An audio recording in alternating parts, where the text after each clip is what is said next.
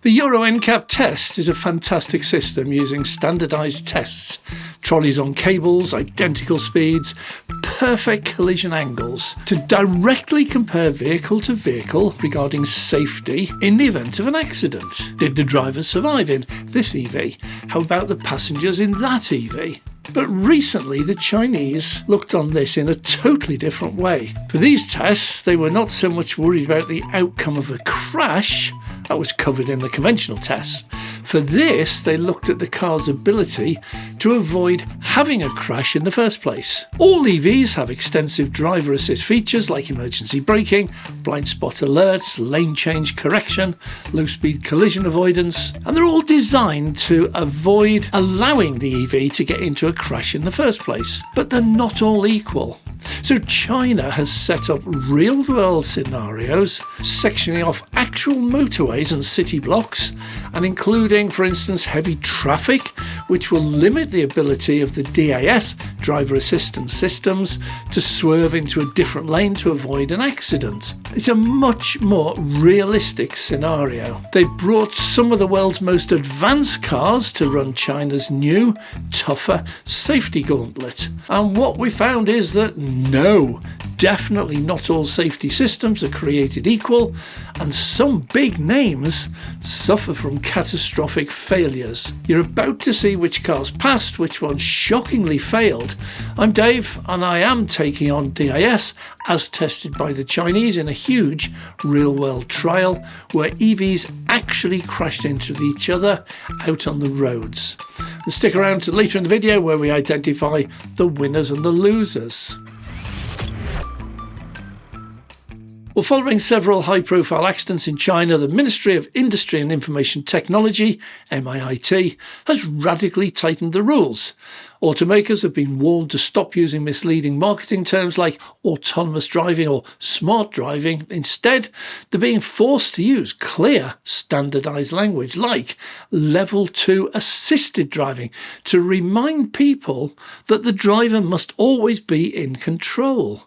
And forget about features like remote parking or summoning your car from across a car park without you being in it. Those are now largely prohibited because they can't guarantee driver engagement in the event of trouble, as there's no driver in the car. This series of tests is not looking at full self-driving. That's a totally different subject. It's looking at DAS, driver assistant features systems. Well, this new regulatory iron fist is paired with a much tougher testing regime. The China New Car Assessment Programme, or the C-NCAP, was overhauled for 2024. No longer it's just about surviving a crash.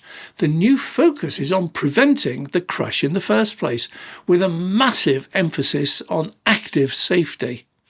The programme now deeply scrutinises a car's automatic emergency braking, lane assist, killing keep assist, and even its driver monitoring systems to make sure the person behind the wheel is actually paying attention. Because all DAS do require a driver behind the wheel and that driver being alert and in control. But the most shocking results aren't coming from some controlled lab, they're coming from the pavement. With the help of state media, outlets like Dongchedi have rented out entire stretches of public highway and city streets to run a real-world gauntlet, inviting the biggest brands in the world to prove their worth. The results are in. They're nothing short of a wake-up call for the entire auto industry worldwide.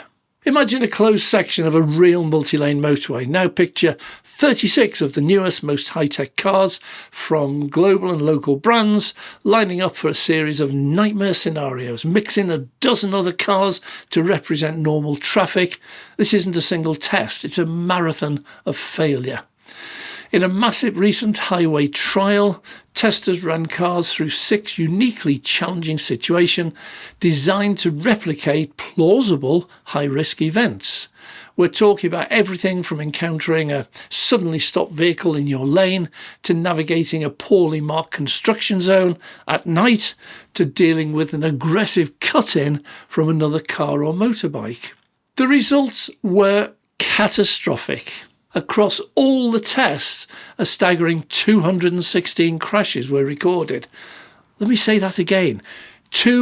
116 times a system designed to prevent a collision that should have prevented a collision failed. What's truly terrifying is how they failed. See, some systems didn't just fail to break, they made things worse. In certain scenarios, an ADAS, that's an advanced driver assistance system, would violently swerve to avoid one obstacle and move that onto a crowded highway that could easily trigger a multi-car pileup. Some vehicles had a bizarre split personality between their automatic emergency braking and their more advanced lane keeping. The AIB might work perfectly in a direct head-on scenario, but the more complex ADAS would fail to react to the exact same obstacle if a lane change was involved. Effectively, one system fought another one. So who were the winners and the losers? Well, more results are included later, but Tesla's Model X and the Model 3 took the top spots, passing 5 out of the 6 scenarios. Notably, they did this using a vision-only system. No LiDAR, no radar, nothing. And LiDAR sensors are what many rivals are claiming are absolutely essential. But even the Teslas weren't perfect. Each model actually failed a different test, proving that even the best systems have blind spots. Surprisingly strong performer was Great Wall Motors' Wei Lanshan, which landed in the top 3. But the list of failures is long and shocking. At the bottom of the rankings were vehicles from brands like Zeekr, XPeng, and even a Mercedes-Benz C-Class, which reportedly failed to avoid a single one of the scenarios presented to it. It failed every single test. This is truly shocking. Now, in some cases, cars were so damaged in an early test that they couldn't even continue the full evaluation. It is a brutal reminder that a premium badge on the bonnet is no guarantee of premium safety when you're facing the chaos of a real highway or motorway. The test exposed a fundamental weakness. Many of these systems, despite having sophisticated sensors and powerful computers, just don't have the basic logic to navigate complex real-world situations. If the highway was a horror show, the city was pure chaos. After the highway trials, the testing moved into an even more unpredictable environment, a closed-off urban landscape. This time 26 that's all that was remaining of the first test, was subject to 9 scenarios that human drivers face every single day. We're talking about navigating a massive complex roundabout, making a simple U-turn, and reacting to vulnerable road users like scooter riders and pedestrians, including children darting out into the road. The overall pass rate here was a dismal 44.2%. Now, let me put that in English. In more than half of the 234 simulations, the so-called intelligent cars failed. The failures in the city revealed entirely new problems. Testers discovered that many systems have a crucial blind spot created by the LiDAR or camera's specific location.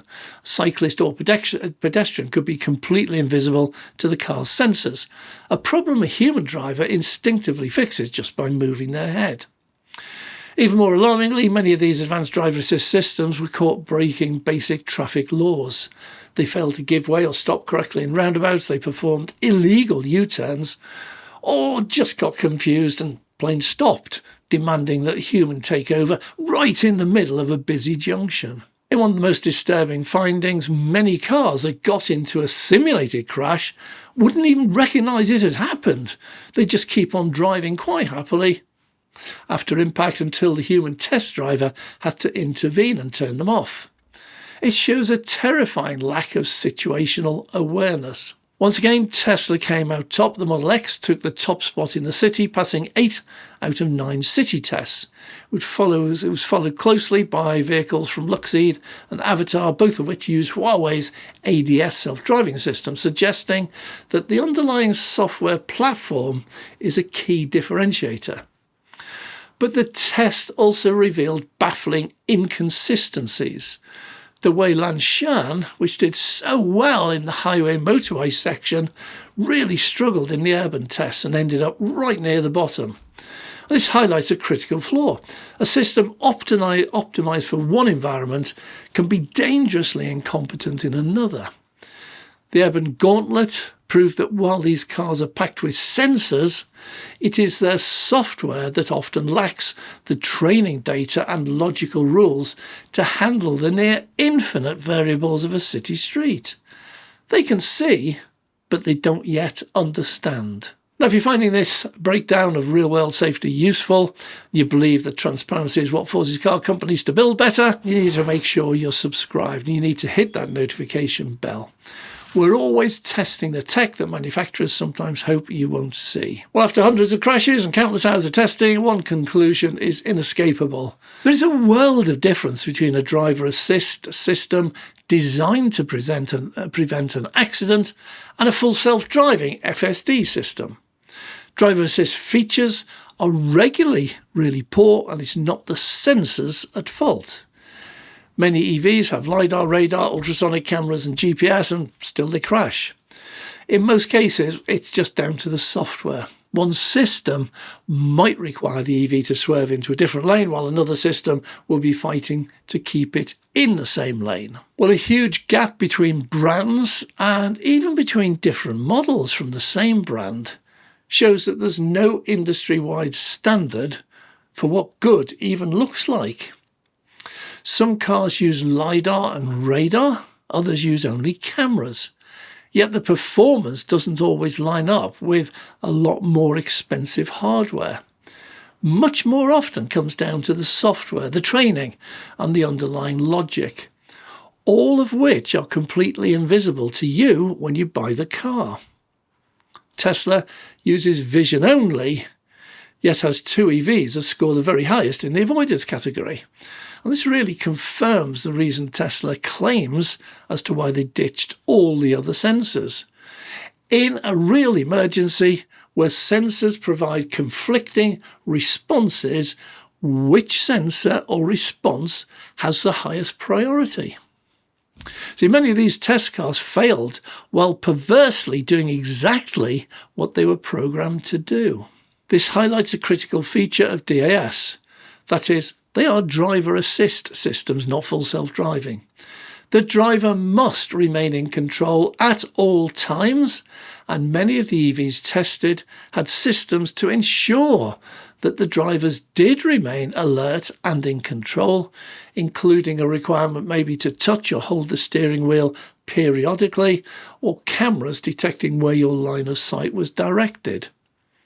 China's regulatory crackdown, the new NCAP standards, are forcing a change. By making it mandatory to test for things like vulnerable road user protection and driver monitoring, regulators are holding manufacturers' feet to the fire. And it seems to be working. Following these tests and new rules, many automakers in China have already changed their marketing language, dropping autonomous for the more honest assisted driving. Well, full self-driving is, as we said, a totally different kettle of fish. We see Waymo and now Tesla actually using full self-driving on the streets of America. In Waymo's case, it is fully autonomous and there is no safety driver or monitor in the vehicle to take over if needed. Tesla does have thousands, probably millions of miles of video of cars actually operating in an FSD autonomous mode, but does not yet have sufficient real-world data while acting as a robotaxi under carefully controlled scenarios to have earned the title fully autonomous driving and be able to carry fare-paying passengers without a safety driver or monitor. Full self-driving autonomous driving does not require preset programs to be activated in the event of a specific emergency, but to have the ability to understand what is happening and what the appropriate course of action might be. The bottom line is it must drive at least as well as a human, preferably much better. This is totally different in both concept and application to DAS. If a FSD system is driving autonomously, it can and will also use the DAS to avoid accidents. But it is expected that at some point it will get into a situation whereby a crash is inevitable. We humans, in over 100 years on the road, still crash with a monotonous regularity. Those crashes might in some cases be totally blameless for the EV, such as somebody driving into an FSD EV while it's stationary at a traffic light, or maybe a child dashing out 10 feet in front of an EV driving at 30 miles an hour, which is 44 feet per second. It is actually simply impossible to avoid that horrendous outcome. FSD should be looked at in a different manner to DAS, as tested in this Chinese series of scenarios. The two are very separate, very distinct. The aim of SSD is to actually take over the driving of the car and make it safer than an average human in day-to-day use. And this standard will rise as they gain real-world experience and acquire ever more data. But the really good news is that the EV automakers can and will issue over-the-air updates to improve these situations as and when they arise. It should be almost in real time, but these updates will begin to show that the foundational logic is still flawed in many cases. An update might improve reaction time, but it can't easily fix a fundamental inability to understand the nuances of a complex roundabout or anticipate what a pedestrian might do. DAS technology is evolving, but it's not yet fully mature. FSD has a very different target and much closer to what is intended to achieve. Not perfection at this stage, just driving better than average. But the difference here is that while us mere humans have never been able to avoid all accidents, and most certainly never will, there may come a day when every car on the road is an EV, and they're all in constant contact with each other, and therefore they become very much closer to accident-free. Or maybe we need to prevent or educate 3-year-olds not to run out 10 feet in front of a car moving at 30 miles an hour. It's not going to end well. Well, the Tesla as a brand performed best overall, although China hates recognising Tesla as Chinese. To them, they aren't, even though they're made in Beijing by largely Chinese workers. But the top-scoring single-model EV was the Xiaomi SU7. It achieved the highest score ever recorded. Honourable mentions go to IM Motors L7 and the Chang'an Deepal SO7. Chinese really love their number 7, which to them can represent love and togetherness, holiness and mystery, but also bad luck. Yeah. Okay, what's the conclusion? Well, after running the world's most advanced cars through China's brutal safety gauntlet, who's the winner? Well, you can gather nobody hit perfection. Others often excelled in a specific category but failed overall. No system was flawless. Several EVs were verging on being totally unfit for use on the road compared to their claims to be safety systems. And some of those were brands you would never expect to be that shockingly bad. I refer here, once again, to Mercedes. But the real winner here is you, the consumer. Well, for the first time, we're seeing a massive, independently verified, real-world stress test of the technology that automakers are putting into our cars. This level of transparency is absolutely critical. It cuts through the marketing hype and exposes the raw, unvarnished truth about what these systems can, more importantly, what they can't do. And this isn't just a story about China. This is a global wake-up call to Europe and America. Why does the Euro NCAP not run these real-world tests? As these technologies become standard on cars all over the world, these kinds of brutal real-world tests are the only way to ensure that the systems that we're told will save our lives are actually up to the job. The gauntlet has been thrown down and the entire world auto industry is now on notice. They have to do better. I'm Dave.